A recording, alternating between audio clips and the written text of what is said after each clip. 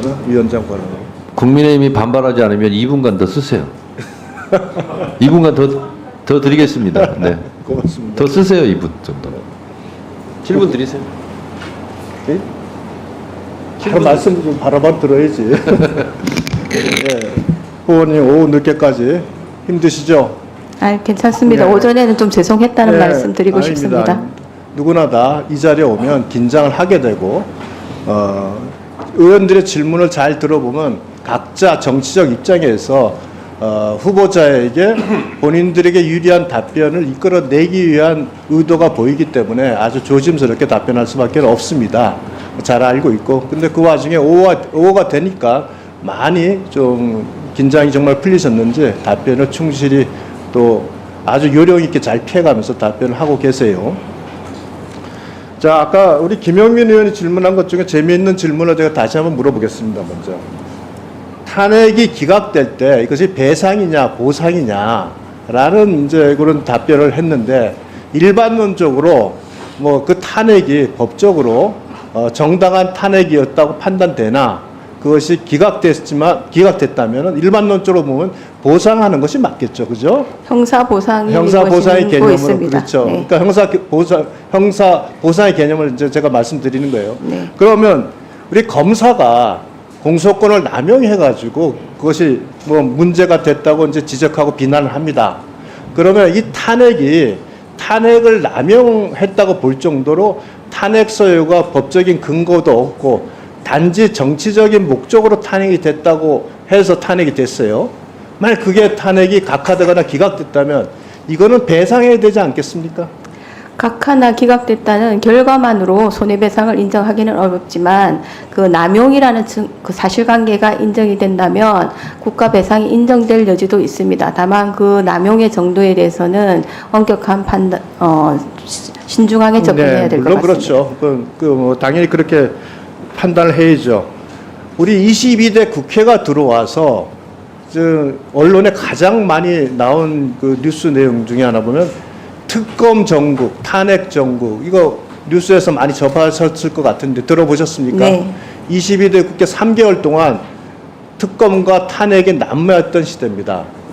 우리 지난 76년간 발의된 탄핵안이 38건입니다.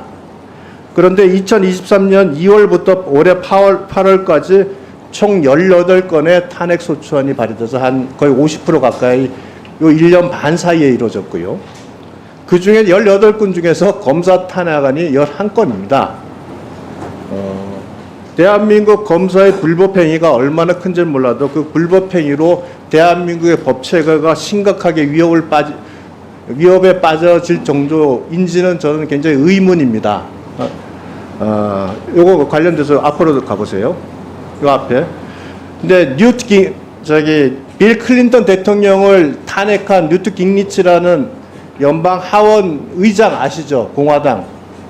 정확하게는 들어보셨습니다.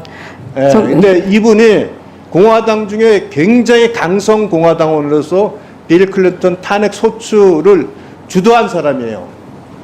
근데 이 주도한 분인데 그렇게 강성인 사람도 빌 클린턴 대통령을 탄핵하면서 이렇게 얘기를 합니다. 탄핵 조사를 하려면 여러 번 반복된 중범죄가 있어야 된다. 가십성 스캔들이 아니라 명확히 확인된 일련의 중범죄가 법체계를 심각하게 위협한다고 판단될 때 하는 것이다. 탄핵과 조사 심의는 나라를 혼란과 갈등에 빠뜨리기 때문에 조심스럽게 접근해야 된다. 또한 가능한 한 초당파적, 비정치적으로 해야 된다. 탄핵이 자칫 법과 법치의 근간을 흔들 수 있기 때문이다. 이렇게 해서 탄핵에 대한 입장을 이렇게 나타냈는데 어떠세요? 전적으로 공감 가십니까? 전체적으로는 공감이 됩니다. 네. 여기 보면 가십성 스캔들이 아니라 명확히 확인된 일련의 중범죄, 또한 초당파적, 비정치적으로 해야 된다. 이것이 탄핵제도의 원리, 미국에서도 강조되고 있는 부분입니다. 오늘 그 검사 탄핵과 관련돼서 언급된 부분 중에 김용철 검사 탄핵과 관련돼서 우리 이 법사위에서 청문회가 있었습니다. 그 당시에 김영철 검사와 장시호 씨와의 관계 중에서 탄핵 사유로 된 것은 뭐냐면 2017년 12월 6일 장시호 씨가 법정 구속되는 그날 저녁에 김영철 검사가 특검 사무실로 불러서 장시호 씨에게 이재용에 대한 불리한 증언의 내용이 잡힌 증언 내용들을 암기시켰다. 그래서 위증 교사를 했다는, 소위 말해서 형사적 사실이죠. 그리고 그 내용들을 12월 11일 날 항소심 재판장에 가서 그 교사받은 내용들을 증언했다는 겁니다. 그러나 청문회에서 이 부분이 명확하지가 않아서 우리가 구치소까지 갔어요. 구치소까지 가서 12월 6일 날 장시호 씨가 과연 구치소에 입감한 이후에 특검 사무실에 갔는지 확인하는 확인을 여야가 같이 했습니다. 그런데 그날 장시호 씨는 구치소에 입감된 후에 특검 사무실로 가서 조사를 받질 않았습니다. 그리고 12월 11일까지 김영철 검사의 특검 사무실로 불려가 조사를 받은 바 없습니다. 가장 핵심적인 위증 교사와 관련된 객관적 범죄 혐의가 전혀 허위라는 것이 드러났습니다. 민주당은 김영철 검사와 장시호 씨가 그 후 한 2년 뒤에 서로 간에 카톡을 했는데 오빠 검사 뭐 하면서 계속 그거 가지고 얘기를 합니다. 우리가 이게 바로 깅리치가 말한 가십성 스캔들이라는 겁니다.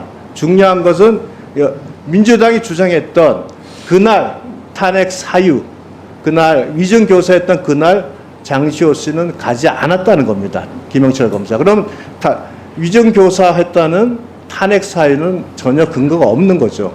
그러니까 이렇게 되면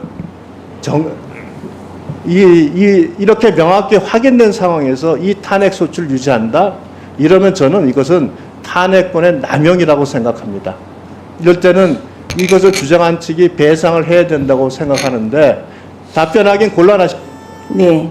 그러나 탄핵이 그렇게 신중하고 엄격하게 해줘야 된다, 이루어져야 된다는 걸 강조하고 생각했습니다. 네, 그 방금 말씀하신 점에 대해서는 동의합니다.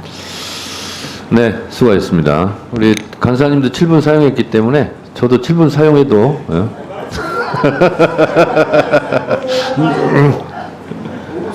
자, 가급적이 7분을 주시고 7분을 제가 저한테 주겠습니다. 빨리 하겠습니다.